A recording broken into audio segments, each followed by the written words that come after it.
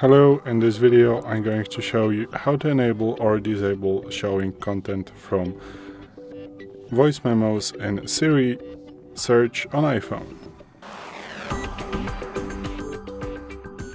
So today in front of me is the iPhone 12 with the iOS 17.5.1, but it really doesn't matter which iPhone you have or which version of the iOS you have, it is all going to work the same on every iPhone. So what you want to do is to open Siri Search, and here you can find the, for example, record one that I took like 35 minutes ago, and the Siri Search. So now let's open settings, swipe down and go to voice memos, then go to Siri Search and then disable showing content in search. And from this time I'm not longer going to be able to find my recordings in the Siri and Search, so any content that is right here.